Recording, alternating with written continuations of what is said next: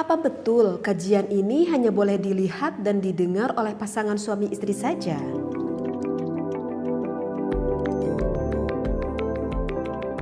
Bismillahirrahmanirrahim. Assalamualaikum warahmatullahi wabarakatuh. Bismillah, alhamdulillah, wassalatu wassalamu ala rasulillah. Bismillahi, dengan menyebut nama Allah, memulai saya mengkaji kitab Fathul Izar dengan mengharapkan berkah dari Allah. Sifatnya Allah Ar-Rahmani yang memberikan nikmat besar dan kecil di dunia dan juga di akhirat. Sifatnya Allah Ar-Rahimi yang memberikan nikmat kecil hanya di akhirat saja. Alhamdulillah, segala puji yang empat itu lillahi, hanyalah milik Allah.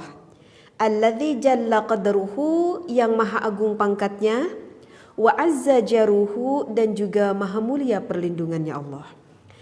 Alladzi ja'ala nikaha, yang menjadikan sebab nikah ini sababan libaqai naslil anami, sebagai sebab keberlangsungan keturunan manusia.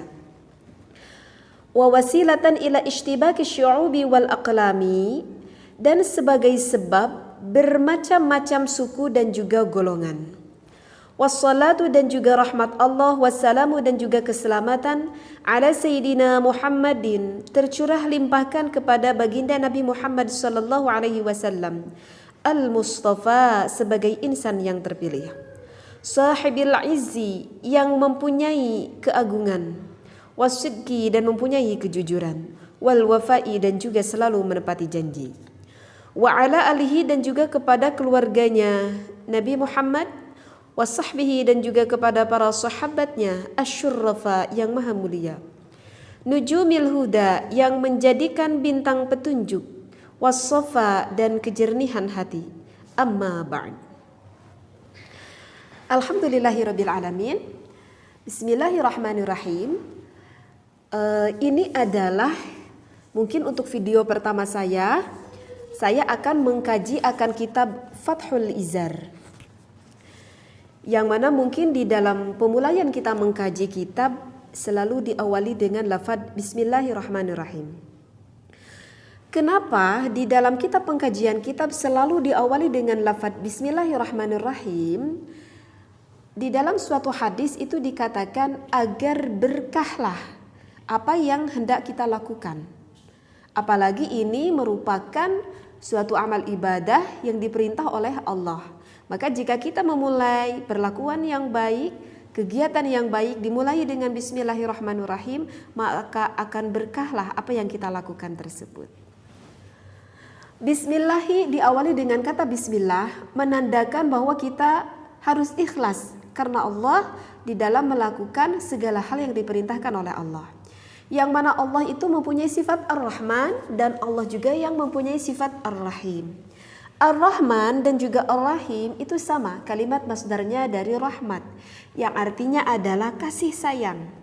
Tetapi ada sedikit perbedaan dari Rahman dan Rahim. Rahman itu lebih bermakna umum, dan Rahim lebih bermakna khusus. Artinya adalah Rahman, Allah memberikan kasih sayang di muka bumi ini lebih khusus mungkin kepada kita karena kita adalah manusia. Maka Allah memberikan kenikmatan kepada seluruh umat manusia, baik manusianya itu iman kepada Allah ataupun tidak iman kepada Allah. Yang iman pun ada yang suka sholat, ada yang gak suka sholat gitu kan. Ada yang suka ngaji, ada yang gak suka ngaji. Semuanya sesuai dengan ketentuannya Allah. Allah berikan kenikmatan, Allah berikan kasih sayang itu. Tetapi Ar-Rahim itu bermaknanya lebih khusus. Artinya Ar-Rahim, tadi saya berkata bahwa nikmat kecil bukan artinya nikmatnya yang kecil, tetapi sedikit nanti kita di akhirat yang akan mendapatkan nikmat dari Allah. Siapakah itu? Ya tentulah orang-orang yang bertakwa, yang Allah masukkan ke dalam syurganya Allah. Mudah-mudahan kita dikersakan sama Allah, mendapatkan rahman dan juga rahim Allah. Amin ya Allah ya rabbal alamin.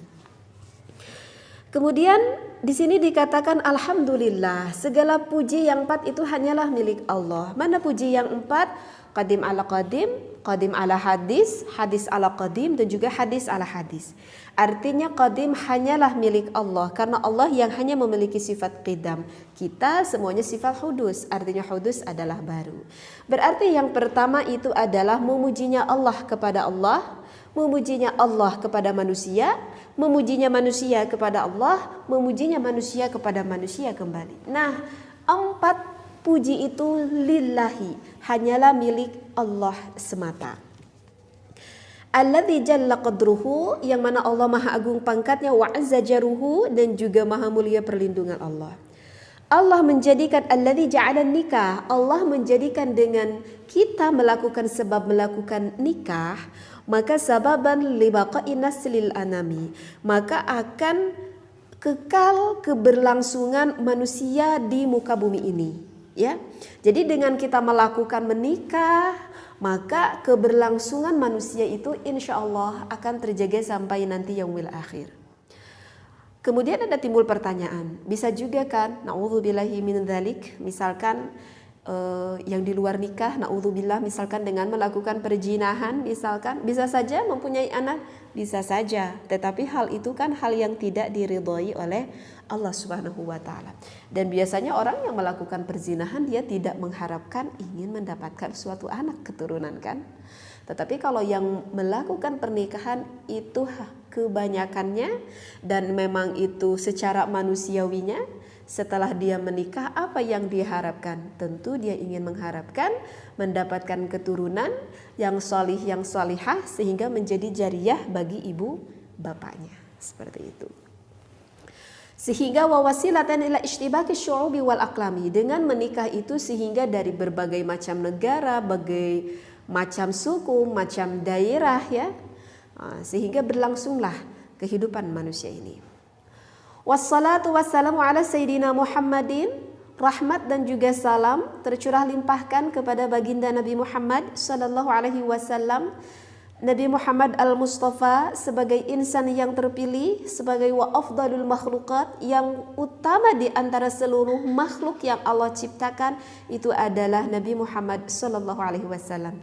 Karena tidak akan ada seluruh makhluk yang Allah ciptakan kalau tidak ada nur Nabi Muhammad sallallahu alaihi wasallam.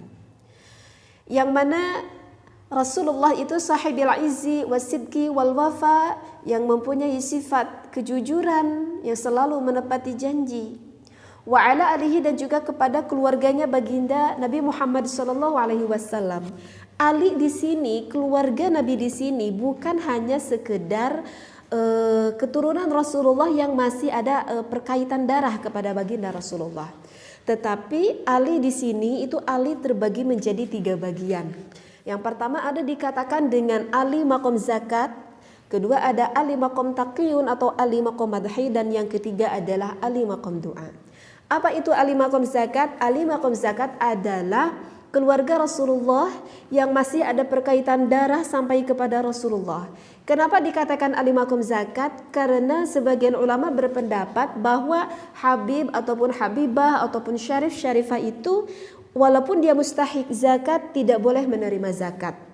Tetapi ada sebagian ulama juga yang berpendapat bahwa Habib ataupun Habibah jika beliau-beliau termasuk mustahik zakat maka boleh mendapatkan zakat. Itu ada beberapa perbedaan pendapat ulama. Dan yang kedua itu adalah Ali maqam taqiyun ataupun Ali maqam madhi, yaitu setiap muslim yang takwa kepada Allah. Ini cukup berat juga. Dan untuk yang ketiga itu adalah Ali maqam doa. Nah, mungkin untuk kita yang bukan Habib ataupun Habibah seperti saya, maka kita mungkin cocoknya termasuk Ali yang ketiga, yaitu Ali maqam doa. Apa itu Ali maqam doa?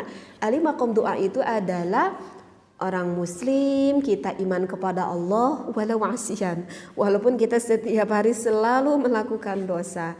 Nah, mungkin ini cocok untuk kita ya. Kita ada iman hati kepada Allah, kita beribadah kepada Allah, tetapi ya dosa dikerja oge gitu ya. Nah, itu Ali maqam doa.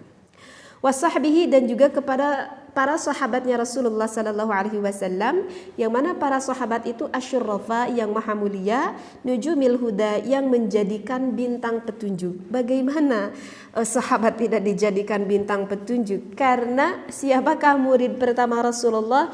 Yaitu jawabnya para sahabat. Sehingga bisa sampai ilmu kepada kita, yaitu dari siapa? Dari murid yang pertama, yaitu para sahabat-sahabatnya Rasulullah. Maka pantaslah para sahabat itu disebut nujumil huda, sebagai bintang petunjuk. Wassofa, dan juga mempunyai kejernihan hati. Amma ba'd. Mungkin untuk pengkajian muqaddimah yang pertama, barusan yang sudah saya lughah dan sedikit saya terangkan, mungkin apa sih isi dari kitab Fathul Izzar ini? Biar tidak penasaran, nantikan di pembahasan saya selanjutnya. Wallahu a'lam wa billahi taufiq wal hidayah. Wassalamualaikum warahmatullahi wabarakatuh.